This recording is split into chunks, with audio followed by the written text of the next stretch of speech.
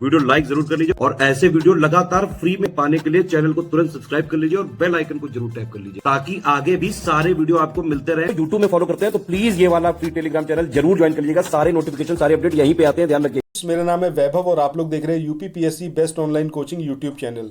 दोस्तों, उत्तर प्रदेश के बजट को यहाँ पर हम लोग कवर अप कर रहे हैं। एक वीडियो इसका ऑलरेडी अपलोड किया जा चुका है, उसको जाकर आप जरूर देखें प्लेलिस्ट में। आज हम उससे आगे चलेंगे, ठीक है, और यहाँ पर देखेंगे कौन कौन सी स्कीम्स के लिए कहाँ कहाँ कितना कितना बजट जो है वो एलोकेट किया गया है 2023-2024 के बजट में। ठीक है, आगे बढ़ने से पहले बस इतना कहूँगा कि अगर आप लोग चाहते हैं इस बजट को कंप्लीट करना अच्छी तरीके से, तो चैनल को आप तुरंत सब्सक्राइब करिए और नोटिफिकेशन बेल के आइकन को ज़रूर प्रेस करिए। सो आइए दोस्तों, शुरू करते हैं आज के अपने सेशन को। उत्तर प्रदेश पीसीएस की तैयारी कर रहे हैं, आप आरओ की तैयारी करना चाहते हैं, बीईओ की तैयारी करना चाहते हैं, इन तीनों एग्जाम की अगर आप तैयारी करने चाहते हैं तो स्टडी फॉर सिविल सर्विसेज के कोर्सेज को आप ज्वाइन कर सकते हैं कंप्लीट तैयारी के लिए। ये वन स्टॉप डेस्टिनेशन है, यहाँ पर आपको सब कुछ मिलेगा, जिसमें स्टडी मटेरियल रहेगा, टेस्ट सीरीज रहेंगी, पेड क्विज रहेंगी, सब कुछ आपको एक ही जगह पर मिलेगा और ये सब कुछ सफिशिएंट होगा आपके एग्जाम को क्रैक करने के लिए, एग्जाम को निकालने के लिए। लेटेस्ट ग्रुप स्टार्ट हो चुके हैं और उन ग्रुप में आपको एडमिशन लेने के लिए सिंपली जो ये नंबर मैं आपकी स्क्रीन पर लिख रहा हूँ, इन नंबर्स पर आप कॉल कर सकते हैं। 8564-880530, इस नंबर पर आप संपर्क कर सकते हैं। इसके अलावा 9696066089 इस नंबर पर कांटेक्ट कर सकते हैं, या फिर आप 7523864455 इन तीनों में से किसी भी नंबर पर कॉल करके आप हमसे संपर्क कर सकते हैं और ये लेटेस्ट ग्रुप जो है इसमें आप एडमिशन ले सकते हैं। सो आइए दोस्तों, स्टार्ट करते हैं। अब देखते हैं कितना कितना बजट जो है वो कौन कौन सी स्कीम्स के लिए, क्षेत्रों के लिए एलोकेट किया गया है। ठीक है, तो सबसे पहले यहाँ पर हम बात करेंगे उत्तर प्रदेश इलेक्ट्रॉनिक्स विनिर्माण नीति। अब इसके क्रियान्वयन के लिए कितना पैसा जो है वो अब प्रस्तावित है, वो है आपका 401 करोड़ रुपए। ठीक है, तो इसको नोट डाउन करते रहिएगा। वहीं अगर हम बात करें स्टेट डेटा सेंटर की, तो स्टेट डेटा सेंटर के लिए कितना प्रस्तावित है, 85 करोड़ 89 लाख, 85 करोड़ 89 लैक्स। ठीक है, इसके बाद आगे हम देखें तो उत्तर प्रदेश सूचना प्रौद्योगिकी एवं स्टार्टअप नीति, इसके लिए कितना 60 करोड़ रुपए जो है वो प्रस्तावित हैं।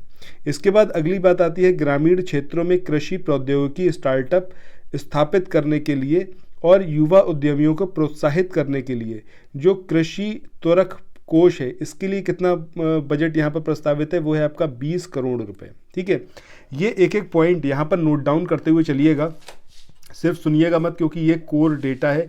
कितना बजट किस चीज़ के लिए एलोकेट किया गया है, किस क्षेत्र के लिए, ये सारी चीज़ें आपसे पूछी जाती हैं। ठीक है, तो सबसे पहले अभी हमने देखा कि उत्तर प्रदेश इलेक्ट्रॉनिक विनिर्माण नीति, इसके लिए 401 करोड़ रुपए एलोकेट किए गए हैं। स्टेट डाटा सेंटर, इसके लिए 85 करोड़ 89 लाख। ठीक है, उत्तर प्रदेश सूचना प्रौद्योगिकी एवं स्टार्टअप नीति, इसके लिए 60 करोड़ रुपए जो हैं वो रखे गए हैं। इसके अलावा ग्रामीण क्षेत्रों में कृषि प्रौद्योगिकी स्टार्टअप स्थापित करने के लिए एवं युवा उद्यमियों को प्रोत्साहित करने के लिए जो कृषि त्वरक कोष है, इसके लिए 20 करोड़ रुपए प्रस्तावित हैं। तो ये बात हो गई हमारे पहले पॉइंट की। इसके बाद आगे हम बढ़ें और देखें कि उत्तर प्रदेश बजट 2023-24 के प्रमुख बजटीय आवंटनों में जो इम्पोर्टेंट है वो क्या है, आपका जल जीवन मिशन। अब जल जीवन मिशन के लिए कितना यहाँ पर एलोकेट किया गया है या फिर प्रस्तावित किया गया है, ये है आपका 25,350 करोड़ रुपए। कितना है आपका 25,350 करोड़ रुपए, इतना आवंटित किया गया है।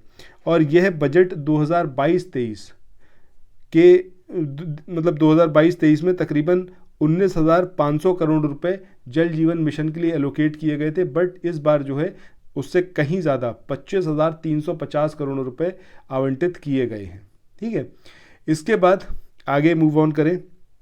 सो यहाँ पर दिया हुआ है कि जल जीवन मिशन के तहत वर्ष 2023-24 तक प्रदेश के सभी 2.26 करोड़ परिवारों को कार्यशील घरेलू नल के कनेक्शन जो है वो उपलब्ध कराए जाएंगे, ताकि शुद्ध पेयजल उपलब्ध कराने का जो लक्ष्य है उसको अचीव किया जा सके। इस चीज़ को यहाँ पर आपको याद रखना है। मतलब टोटल कितनी फैमिलीज़ की यहाँ पर बात करी गई है जिनको शुद्ध पेयजल जो है वो उपलब्ध कराया जाएगा घरेलू नल कनेक्शन के माध्यम से, वो है आपका 2.26 करोड़ परिवार। इनको याद रखना है। इसके बाद नेक्स्ट पॉइंट की बात करें तो देश के पहले high speed regional rapid transit system के तहत दिल्ली और मेरठ के कॉरिडोर के निर्माण के लिए कितना बजट यहाँ पर एलोकेट करा गया है? ये है आपका 1306 करोड़ रुपए। किसके लिए? जो high speed regional rapid transit system है, ठीक है, इसके लिए, जो कि आपका दिल्ली और मेरठ के कॉरिडोर के निर्माण के लिए यहाँ पर बजट रखा गया है। अच्छा, यहाँ पर एक चीज़ इंपॉर्टेंट है समझना कि जो सेंट्रल बजट था उसमें भी इस कॉरिडोर के लिए बजट एलोकेट किया गया था 3596 करोड़ रुपए, ठीक है। तो ये भी यहाँ पर आपको याद रखना है, 3596 करोड़ रुपए एलोकेट किए गए थे, ठीक है। इसके बाद आगे हम चलते हैं। अब अगर हम बात करें ये जो आपका high speed regional rapid transit system है, तो ओवरऑल कितना इस परियोजना का टोटल बजट है और कितना यूपी का, मतलब यूपी सरकार का उसमें हिस्सा है, यूपी सरकार को कितना देना है उसके लिए। सो टोटल अगर हम बात करें तो 30,724 करोड़ रुपए इन टोटल इतनी लागत है इस पूरे कॉरिडोर की, जिसमें उत्तर प्रदेश गवर्नमेंट जो है इसका हिस्सा कितना है? इसका हिस्सा है 6,500 करोड़ रुपए का। इस चीज़ को भी यहाँ पर याद रखना है। इसके बाद बात करते हैं मेट्रो स्टेशन की, मतलब मेट्रो ट्रेन की। तो अगर हम बात करें कानपुर मेट्रो की, तो कानपुर मेट्रो के लिए जो बजट एलोकेट करा गया है वो कितना? 585 करोड़ रुपए। इसी तरीके से अगर आगरा मेट्रो की बात करें तो इसके लिए 465 करोड़ रुपए प्रस्तावित हैं। वहीं बनारस, गोरखपुर और जो दूसरे मेट्रो स्टेशन है उनके क्रियान्वयन के लिए कितना बजट यहाँ पर एलोकेट किया गया है? वो है आपका 100 करोड़ रुपीज़, ठीक है। 100 करोड़ रुपए की व्यवस्था की गई है। इसके बाद आगे हम देखें तो यहाँ पर दिया हुआ है कि 1306 करोड़ जो है वो Delhi Ghaziabad Meerut corridor regional rapid transit system project के लिए अलग रखा गया है।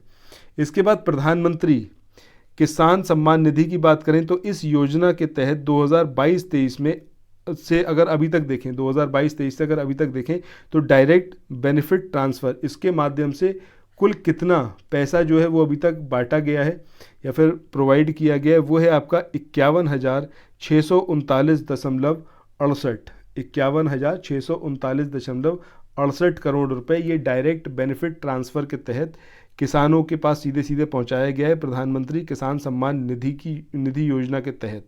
कब से कब तक? 2022-23 से अब तक इन टोटल, ठीक है। आगे चलते हैं। इसके बाद आगे हम बात करते हैं Uttar Pradesh global investors summit, जो कि आपकी 10 से 12 फरवरी 2023 को हुई। कहाँ पर? लखनऊ में। अब इसमें क्या है? इसमें इन टोटल जो इन्वेस्टमेंट कराया गया वो कितने का इन्वेस्टमेंट हुआ, ये आपसे पूछा जा सकता है। तो वो टोटल जो इन्वेस्टमेंट हुआ वो हुआ आपका 33.5 लाख करोड़ रुपए का, ठीक है। 33.5 लाख करोड़ रुपए का टोटल इन्वेस्टमेंट, और तकरीबन 19,000 से ज़्यादा जो है वो समझौते किए गए। सबसे ज़्यादा जो इन्वेस्टमेंट आया है वो है आपका अक्षय ऊर्जा में। ये भी चीज़ आपको यहाँ पर याद रखनी है कि सबसे ज़्यादा इन्वेस्टमेंट किस में आया? अक्षय ऊर्जा में। इसके बाद G20 सम्मेलन की बात करें तो ये यूपी के 4 शहरों में आयोजित की जाएगी और टोटल इसकी 11 बैठकें होंगी। इसके बाद आगे देखते हैं तो वित्तीय बजट 2023-24 में जो मुख्यमंत्री कन्या सुमंगला योजना है इसमें कितना बजट जो है एलोकेट किया गया? तो 1050 करोड़ रुपए जो हैं वो इस योजना के तहत जो है एलोकेट किए गए हैं।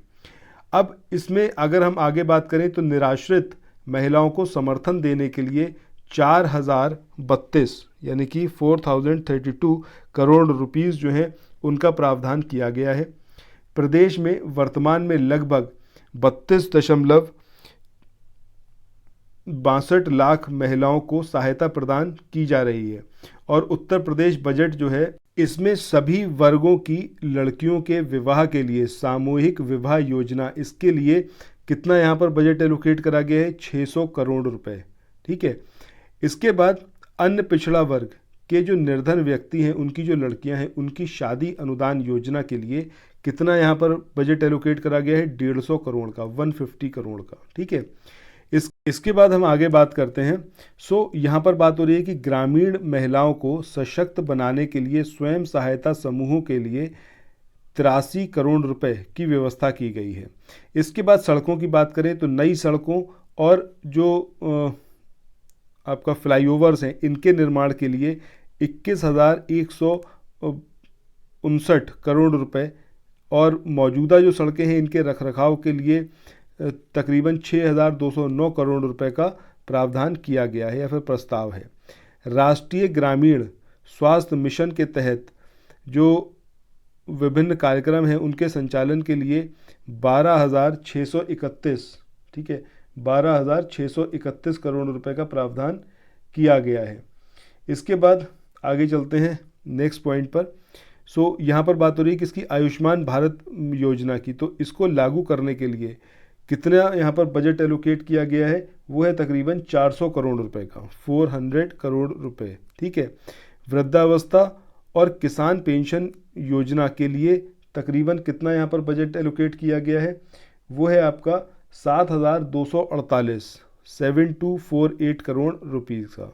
इसके बाद आगे हम बात करें तो दिव्यांग पेंशन योजना, ठीक है, दिव्यांग पेंशन योजना की अगर हम बात कर रहे हैं तो इसके लिए जो है तकरीबन कितना 1,120 करोड़ रुपए, मतलब 1120 करोड़ रुपए इस चीज़ के लिए एलोकेट किए गए हैं, दिव्यांग पेंशन योजना।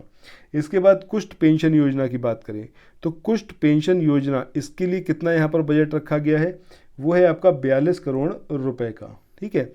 इसके बाद आगे चलते हैं नेक्स्ट पॉइंट पर, बात करते हैं हवाई अड्डों की। अगर आज की डेट में हम बात करें तो उत्तर प्रदेश में टोटल 4 शहर हैं जहां पर ये हवाई अड्डे हैं, इंटरनेशनल हवाई अड्डे हैं, ठीक है।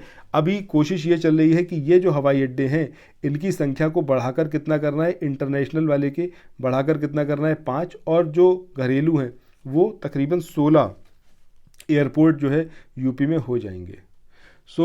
यहीं पर इस वाले वीडियो को एंड कर रहे हैं। यहाँ तक हम देख चुके हैं। अब क्योंकि ये सब एलोकेशन है तो मुझे उम्मीद है कि आप लोगों ने लिखा ज़रूर होगा जैसे जैसे यहाँ पर मैं बताता चला गया हूँ, ठीक है। और इसको मल्टीपल टाइम्स रिवाइज करिएगा तभी आपको ये डेटा याद रहेगा। फिर मिलते हैं नेक्स्ट वीडियो में। Till then thank you so much, have a nice day, bye bye.